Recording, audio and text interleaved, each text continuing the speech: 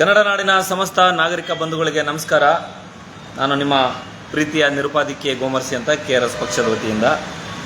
ಆತ್ಮೀಯರೇ, ಕರ್ನಾಟಕ ರಾಷ್ಟ್ರ ಸಮಿತಿ ಪಕ್ಷದ ವತಿಯಿಂದ ನಾಳೆ ದಿನಾಂಕ 6/6/2026 ಬೆಳಗ್ಗೆ 10 ಗಂಟೆಗೆ ಬಿಡದಿ ಬೈರಮಂಗಲ ಚಲೋ ಎನ್ನುವಂಥ ಒಂದು ಬೃಹತ್ ಬೈಕ್ ಜಾಥಾ ಕಾರ್ಯಕ್ರಮವನ್ನು ಹಮ್ಮಿಕೊಳ್ಳಲಾಗಿದೆ.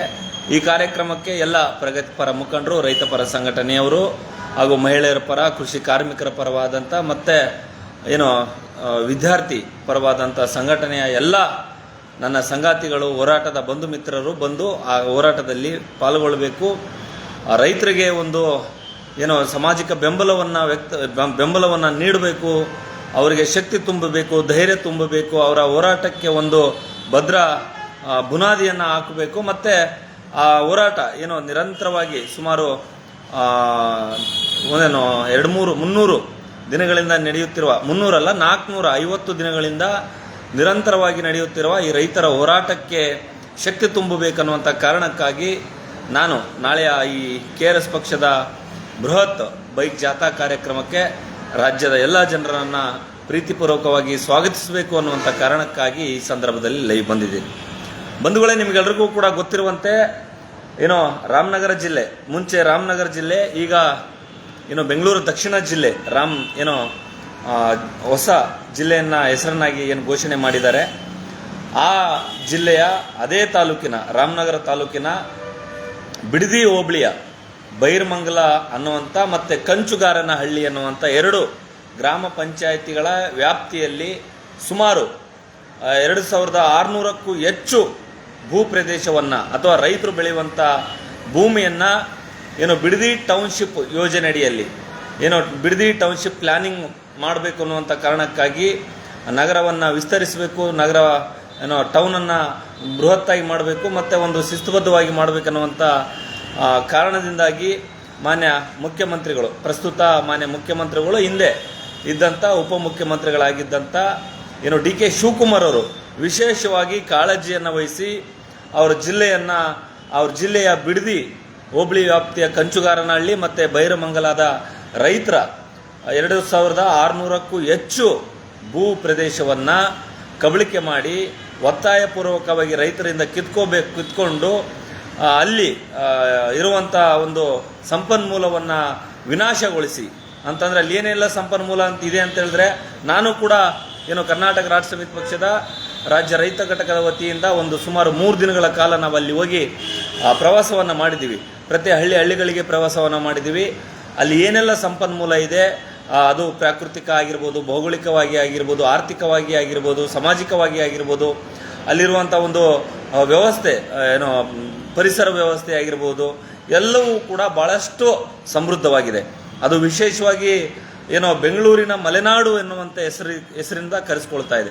ಯಾವ ರೂಪದಲ್ಲಿ ಅಂತಂದರೆ ನಾವು ಮಲೆನಾಡನ್ನು ಕಾಣ್ತಾ ಇದ್ದೀವಿ. ಈ ಕಡೆ ಉಡುಪಿ, ಮಂಗಳೂರು, ಕಾರವಾರ ಭಾಗ, ಈ ಕೋಸ್ಟಲ್ ಏರಿಯಾ ಕಡೆ, ಅಲ್ಲಿ ಚಿಕ್ಕಮಂಗ್ಳೂರು ಆಗಿರ್ಬೋದು, ಅರ್ಧ ಮೈಸೂರು ಭಾಗ ಆಗಿರ್ಬೋದು, ಅರ್ಧ ಶಿವಮೊಗ್ಗ ಭಾಗ ಆಗಿರ್ಬೋದು, ಇವೆಲ್ಲವೂ ಯಾವ ರೀತಿಯಾಗಿ ಮಲೆನಾಡು ಭೂಪ್ರದೇಶದಿಂದ ಹಚ್ಚ ಹಸಿರಾಗಿ ಸದಾ ಮಳೆ ಬಿದ್ದು ಅಲ್ಲಿ ಹಣ್ಣು ಹಂಪಲು, ಹೂವು, ಕೃಷಿ ಪದ್ಧತಿ ಜೀವನ, ರೈತರ ಜೀವನ ಎಲ್ಲ ಯಾವ ರೀತಿಯಾಗಿ ಸಮೃದ್ಧವಾಗಿರುತ್ತೆ, ಅದೇ ಮಾದರಿಯಲ್ಲಿ ಬೆಂಗಳೂರಿಂದ ಸುಮಾರು 25ರಿಂದ 30 ಕಿಲೋಮೀಟರ್ ದೂರದಲ್ಲಿದ್ದರೂ ಕೂಡ ಬಿಡದಿ ಹೋಬಳಿಯ ಬೈರಮಂಗಲ ಮತ್ತು ಕಂಚುಗಾರನಹಳ್ಳಿಯ ಗ್ರಾಮ ಪಂಚಾಯತಿ 2 ಪಂಚಾಯಿತಿಯ ಸುಮಾರು 26 ಹಳ್ಳಿಗಳ ರೈತರ ಜೀವನ ಮಟ್ಟ ಹೆಂಗಿದೆ ಅಂತಂದರೆ ಬಹಳಷ್ಟು ಸಮೃದ್ಧವಾಗಿದೆ.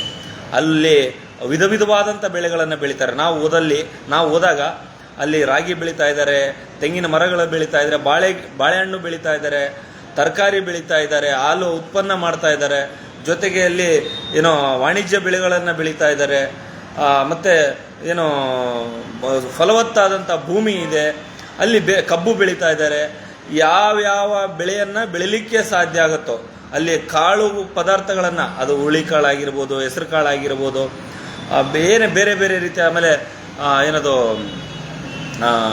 ತರಕಾರಿಗಳು ಅಲ್ಲಿ ನಾವು ಹೋದಾಗ ಎಂತೆಂಥ ಸಮೃದ್ಧವಾದಂಥ ಬದನೆ, ಸೌತೆಕಾಯಿ, ಈರುಳ್ಳಿ, ಹೀಗೆ ಎಲ್ಲ ಬೆಳೆಗಳನ್ನು ಬೆಳೆದು ಆ ಬಿಡದಿ ಏನು ಹೋಬಳಿ ವ್ಯಾಪ್ತಿಯ ಕಂಚುಗಾರನಹಳ್ಳಿ ಮತ್ತು ಏನು ಬೈರಮಂಗಲದ 26 ಹಳ್ಳಿಗಳಿಂದ ಸರಿ ಸುಮಾರಾಗಿ ಅಲ್ಲಿ ರೈತರು ಹೇಳ್ತಾ ಇದ್ರು, ಸಾರ್ವಜನಿಕರು ಹೇಳ್ತಾ ಇದ್ರು, ಅರ್ಧ ಬೆಂಗಳೂರಿಗೆ ದಿನನಿತ್ಯದ ಏನು ಆಹಾರ ಪದಾರ್ಥವನ್ನು ಸಪ್ಲೈ ಮಾಡ್ತೀವಿ ನಾವು ಅನ್ನುವಂಥ. ಪ್ರತಿದಿನ ಅಲ್ಲಿ 3 ಲಕ್ಷ ಲೀಟರ್ ಹಾಲನ್ನು ಬೆಂಗಳೂರಿಗೆ ಕಳಿಸ್ಕೊಡ್ತಿದ್ದೀವಿ ಅನ್ನುವಂಥ ವಿಚಾರವನ್ನು ಹೇಳ್ತಾ ಇದ್ರು. ಆಮೇಲೆ ಅಲ್ಲಿ ಡಿ ಕೆ ಶಿವಕುಮಾರ್ ಅವರು ಮುಂಚೆ ಏನು ಉಪಮುಖ್ಯಮಂತ್ರಿ ಆಗಿದ್ದರು ಸುಮಾರು ಒಂದು ವಾರಗಳ ಹಿಂದೆ.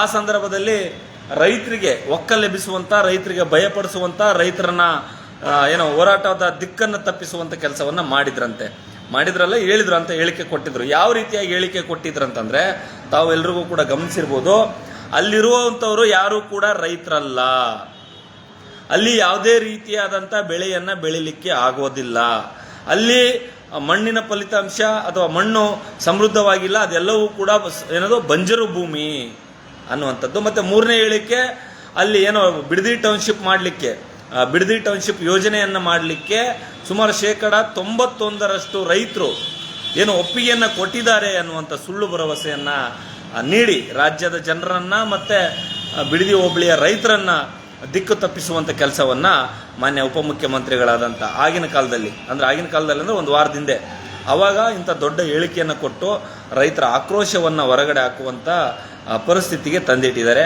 ಹಾಗಾಗಿ ಕರ್ನಾಟಕ ರಾಷ್ಟ್ರ ಸಮಿತಿ ಪಕ್ಷ ಇಂಥ ರೈತ ವಿರೋಧಿ ಧೋರಣೆ ನೀತಿಯನ್ನು ವಿರೋಧಿಸಿ, ರೈತರ ಮೇಲೆ ದಬ್ಬಾಳಿಕೆ ದೌರ್ಜನ್ಯವನ್ನು ಮಾಡಿ ಅವರ ಸಂಸಾರವನ್ನು ಒಡೆಯುವಂಥ, ಅವರ ಜೀವನವನ್ನು ಹಾಳು ಮಾಡುವಂಥ, ಅವರು ತಾತ ಮುತ್ತಾತ ಕಾಲದಿಂದ ಉತ್ತಿ ಬಿತ್ತಿ ಬೆಳೆದಂಥ ಭೂಮಿಯನ್ನು ಉಳಿಸಬೇಕು, ಅವರು ಸಮೃದ್ಧವಾದಂಥ ಜೀವನವನ್ನು ಕಟ್ಕೊಳ್ಳಿಕ್ಕೆ KRS ಪಕ್ಷ ಅವ್ರ ಜೊತೆಯಾಗಿರಬೇಕು ಅನ್ನುವಂಥ ಕಾರಣಕ್ಕಾಗಿ ಏನು ಸುಮಾರು 450 ದಿನಗಳಿಂದ ಸುಮಾರು 1.5 ವರ್ಷಗಳಿಂದ ನಿರಂತರವಾಗಿ ಮಾಡುತ್ತಿರುವಂಥ ರೈತರ ಹೋರಾಟಕ್ಕೆ ಒಂದು ಬೆಂಬಲ ಕೊಡಿಸಬೇಕು, ಬೆಂಬಲ ಸೂಚಿಸಬೇಕು, ಅವರಿಗೆ ಶಕ್ತಿಯಾಗಿ, ಧೈರ್ಯವಾಗಿ, ಚೈತನ್ಯವಾಗಿ ನಿಂತು ಅವರಿಗೆ ಒಂದು ಹೋರಾಟದ ಕಿಚ್ಚನ್ನು ಇನ್ನೂ ಸ್ವಲ್ಪ ಮಟ್ಟಿಗೆ ಹೆಚ್ಚಿಸಬೇಕು.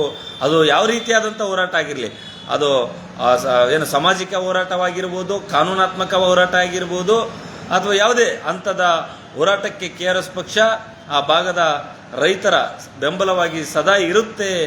ಆ ಭಾಗದ ರೈತರು ಯಾವುದೇ ಕಾರಣಕ್ಕೂ ಎದೆಗುಂದೋದು ಬೇಡ, ಅವರೆಲ್ಲರೂ ಕೂಡ ಒಂದು ಒಗ್ಗಟ್ಟಿನಿಂದ ಅವರಿಗೆ ಬೇರೆ ಬೇರೆ ಈಗಾಗಲೇ ತಾವೆಲ್ಲರೂ ಕೂಡ ಗಮನಿಸಿದಂತೆ ರೈತ ಸಂಘಟನೆಯವರು, ಮಹಿಳೆಯ ಸಂಘಟನೆಯವರು, ಕೃಷಿ ಸಂಘಟನೆಯವರು, ಯುವಕರು, ವಿದ್ಯಾರ್ಥಿಗಳು ಎಲ್ಲರೂ ಕೂಡ ಅಲ್ಲಿ ಹೋರಾಟದ ಸ್ಥಳಕ್ಕೆ ಹೋಗಿ ತಮ್ಮ ಕೈಲಾದ ಮಟ್ಟದಲ್ಲಿ ಏನೋ ಅವರಿಗೆ ಧೈರ್ಯವನ್ನು ತುಂಬಿ ಆ ಹೋರಾಟಕ್ಕೆ ಒಂದು ಶಕ್ತಿಯನ್ನು ತುಂಬಿ ಬರ್ತಾ ಇದ್ದಾರೆ.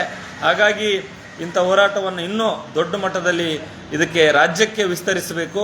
ಇಡೀ ರಾಜ್ಯಾದ್ಯಂತ ಇರುವಂಥ KRS ಪಕ್ಷದ ಪದಾಧಿಕಾರಿಗಳನ್ನು, ಸೈನಿಕರನ್ನು ಒಟ್ಟುಗೂಡಿಸಿ ಈ ರಾಜ್ಯ ಸರ್ಕಾರದ ಮತ್ತು ಕೇಂದ್ರ ಸರ್ಕಾರದ ಗಮನವನ್ನು ಆ ಕಡೆ ಸೆಳೆದು ರೈತರಿಗೆ ನ್ಯಾಯ ಕೊಡಿಸಬೇಕನ್ನುವಂಥ ಕಾರಣಕ್ಕಾಗಿ ಈ ಒಂದು ಬೃಹತ್ತಾದಂಥ ಹೋರಾಟವನ್ನು ನಾಳೆ ದಿನಾಂಕ 6/6/2026 ಬೆಳಗ್ಗೆ 10 ಗಂಟೆಗೆ ಏನೋ ಕೆಂಗೇರಿಯ ಹೋಟೆಲ್ ಮುಂಭಾಗದಲ್ಲಿ ಒಂದು ಬೃಹತ್ತಾದಂಥ ಒಂದು ಮೆರವಣಿಗೆ ಮೂಲಕ ಈ ಒಂದು ಬೈಕ್ ಜಾಥಾ ಕಾರ್ಯಕ್ರಮವನ್ನು ಹಮ್ಮಿಕೊಳ್ಳಲಾಗಿದೆ. ಈ ಕಾರ್ಯಕ್ರಮಕ್ಕೆ ನಮ್ಮ ರಾಜ್ಯದ ಎಲ್ಲ ಪ್ರಗತಿಪರ ಚಿಂತಕರು, ಮುಖಂಡರು, ಬೇರೆ ಬೇರೆ ಸಂಘ ಸಂಸ್ಥೆಗಳ ಪದಾಧಿಕಾರಿಗಳು, ರೈತ ಸಂಘಟನೆಯವರು, ಮಹಿಳಾ ಸಂಘಟನೆಯರು, ಕೃಷಿ ಕಾರ್ಮಿಕರ ಪರವಾದಂಥ ಸಂಘಟನೆಯವರು ಹಾಗೂ ಎಲ್ಲ ವರ್ಗದ ನಾಗರಿಕರು ಬಂದು ಈ ರೈತರ ಹೋರಾಟವನ್ನು ಬೆಂಬಲಿಸಬೇಕು, ಈ ರೈತರ ಹೋರಾಟಕ್ಕೆ ಶಕ್ತಿ ತುಂಬಬೇಕು. ನೀವೆಲ್ಲರೂ ಕೂಡ ಬರ್ತೀರಿ, ಈ ಹೋರಾಟಕ್ಕೆ ಒಂದು ಶಕ್ತಿ ತುಂಬ್ತೀರಿ ಅನ್ನುವಂಥ ಭಾವನೆಯೊಂದಿಗೆ ಮತ್ತೊಮ್ಮೆ ತಮ್ಮೆಲ್ಲರಲ್ಲಿ ಕೈ ಮುಗಿದು ಕೇಳ್ತಾ ಇದ್ದೀನಿ, ನಾಳೆ ಹೋರಾಟಕ್ಕೆ ಬನ್ನಿ, ಈ ಕಾರ್ಯಕ್ರಮವನ್ನು ಯಶಸ್ವಿಗೊಳಿಸಿ ಅಂತ ವಿನಂತಿ ಮಾಡ್ತಾ ಇದ್ದೀನಿ. ಎಲ್ರಿಗೂ ಮತ್ತೊಮ್ಮೆ ನಮಸ್ಕಾರ. ಜೈ ಹಿಂದ್, ಜೈ ಕರ್ನಾಟಕ ಮಾತೆ, ಜೈ ಅನ್ನದಾತ.